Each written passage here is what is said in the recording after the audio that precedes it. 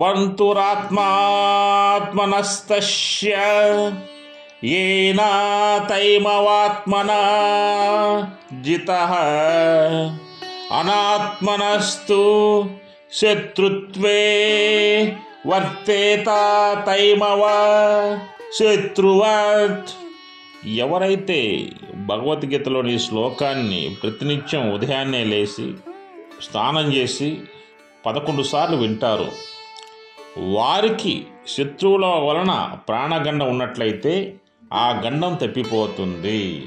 అదేవిధంగా శత్రువుల యొక్క బాధలు జీవితాంతం ఉండకూడదు అనుకున్నట్లయితే ఈ మంత్రాన్ని 50 రోజులలో 1,05,000 జపం చేసినట్లయితే శత్రువులు నశించిపోతారు, శత్రు బాధలు తగ్గుతాయి. జై శ్రీకృష్ణ, జై శ్రీరామ్, జై లక్ష్మీనరసింహస్వామి నమః, జై శ్రీరామ్, జై జై దుర్గా భగవాన్.